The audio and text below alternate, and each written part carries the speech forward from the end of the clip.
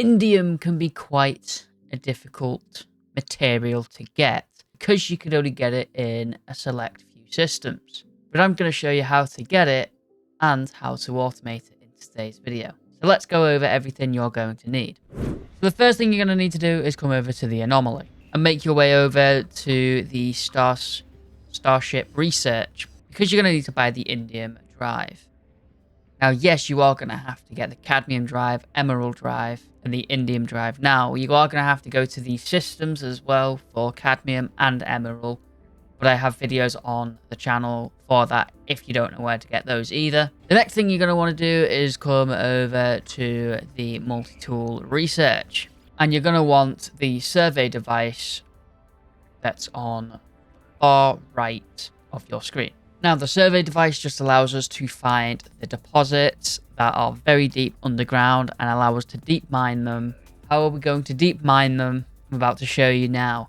Because you're going to want to head over to the construction research station. And you're going to want to make your way over to the industrial modules section. You're going to want to make sure you got electrical wiring. The mineral extractor, this is what will allow us to deep mine, and we were going to want the supply depot, so when it's finished deep mining, it's got somewhere to go into. Now, the mineral extractor does require power. It doesn't require carbon, so you're going to want some form of power. I highly suggest going with solar panels and even getting a battery as well. You could go with the electromagnetic generator, but you can only use this in certain spots, and there might not be any indium deposits nearby that is deep mineable. So you're better off just going with solar panels. And of course, we're going to want the supply pipe as well to link the extractor to the supply depot. You're also going to want some form of room, whether you make the base out of timber structuring, or you get one of the large prefabs or small prefabs. Just something you can make a little bit of a base with. Now, as far as the anomaly goes, that's about it. That's all we want. You're going to want to then apply onto your ship the indium drive and then make your way into space. Once you've made your way into space, you want to open up your galaxy map. And last time, we would have gone to a green or a red dot. This time, we want to go to one of these purple/blue looking ones. You're going to warp there.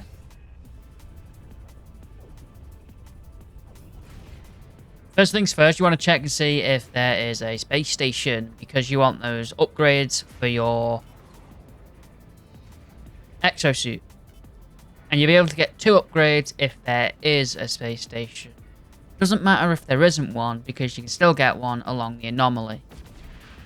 So you'll get one from the space station that's there, and you'll also get one from the anomaly as well. Exosuit upgrade number 1.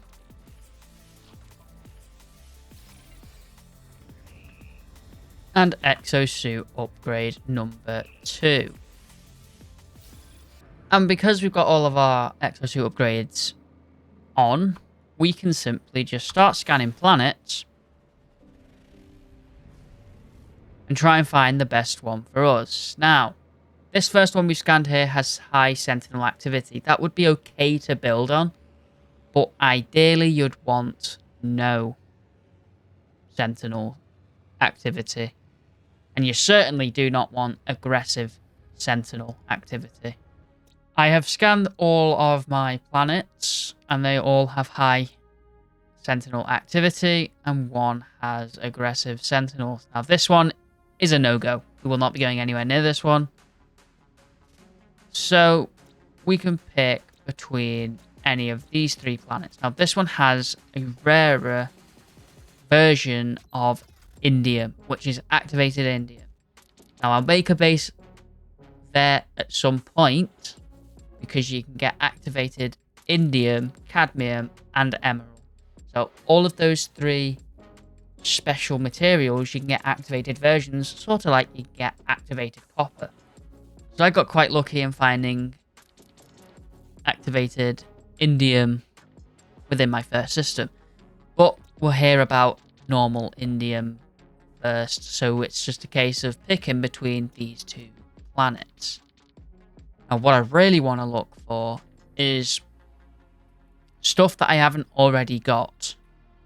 So I haven't got dioxide, I haven't got sol already automated, because that list of materials that's on that planet, you can automate every single material on that planet.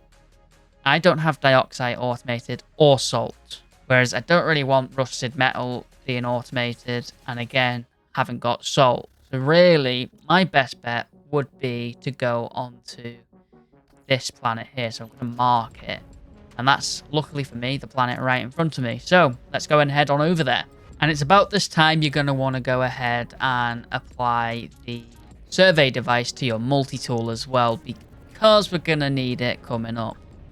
Now, when finding a place like this, I normally like to try and find a place to land. If you don't have anywhere to land, don't worry about it. Just land wherever you want. Once you've landed, get your visor out, and it'll put you into this analysis mode. You want to switch that until it says mineral survey mode, and hopefully you'll be buying a hotspot close by. Unfortunately, not in my case, so I'm going to have to do a bit of running around until I find one. And when you do find a hotspot, it'll tell you how far it is and what way you should be going. So you just want to follow it until you get pretty close and it starts to scan.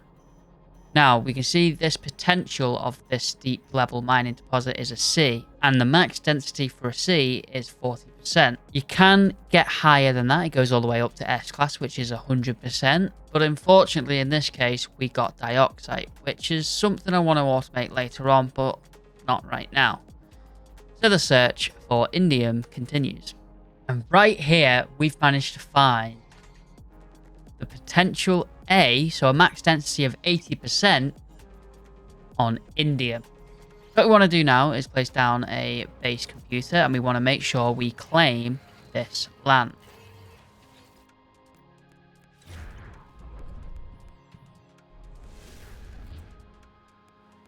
Once the land has been claimed, we then want to go back to the deposit, and now we want to try and get the density underfoot as high as we can to the max density. It can be 1-2% lower.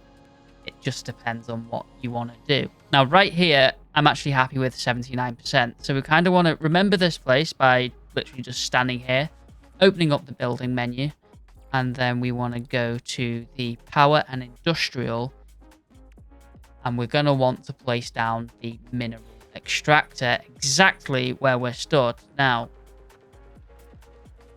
I know it's about there, roughly. But how do we check? Well, we just open up the mineral extractor and we make sure our density is as close as we can to get it to 80. So right now it's at 79%. I'm happy with that. So now all this thing needs is power. So let's power this up dead quick. The way we're going to do that is I want to get a battery. Normally after the battery, I place down 2 solar panels. We're then going to want to connect these 2 up to the battery using the electrical wire. And then we want to connect the battery up to the mineral extractor. Now, of course, it's nighttime right now, so we're not going to be getting any power. We're definitely not going to be mining any sort of minerals. But that's basically the setup here. Now, if we really want to, we can place down a base, and I'm going to do that. I go with this square prefab room, place that down there, make sure it has a door, has an access ramp so we can get in. Now with this, we're going to want to be placing down inside here the supply depot with a supply pipe, linking the mineral extractor to the supply depot, just like this. Now, if we really want to, we can go ahead and place down a base teleporting module so you can always come back here. But nothing is powered. So how are we going to power that? Well, the reason I choose this room is because if we place down a battery just outside, I normally put it around the back so it can't be seen. I'm then going to start to place a few more of these solar panels down. I normally put about 5 up here, like so. Once that's done, we then wire them all up to the battery at the back of the base, like so. We go to that battery, and we can automatically just link this battery to this base, which means when this thing does get power, everything inside will be powered. Now, I also like to link these ones up on top of the base to the battery over by the mineral extractor as well, just so all batteries are filled within minutes of the sun going up. And when the sun rises, both batteries will probably be filled up within 5 minutes. Now, of course, we don't want to see these cables about. So again, this is something you're going to have to learn on the anomaly in the research construction computer, because we're going to want to place down an electrical cloaking unit. What that does is get rid of all the cables. Now, if you're not fussed about the cables, you don't actually have to put that down. That's more of a want than a need. And you can see our teleporter is all powered because it's going daytime. And with this being a A-class at 79% density, we're actually going to be producing 495 indium per hour. So the higher the class, the higher your density, the more indium you'll get per hour. The only thing that's left to do now is to take our base computer and put it inside of our base. And because I have so many of these automatic bases set up, I'm actually going to rename this base as Indium base. And just like that, you've got yourself a setup for automatic indium. And this will run even when you're not on the game. And if you want any more tips and tricks on No Man's Sky, make sure to check out the channel. We've got how to automate emerald and cadmium and where to find those. And be sure to stick around the channel because we're going to show you how to make a ridiculous amount of nanites early game and a ridiculous amount of units early game as well. But thank you all for watching. If you have enjoyed it, make sure to smash the like button. Consider subscribing if you are new, and I will see you all again very, very soon. Goodbye.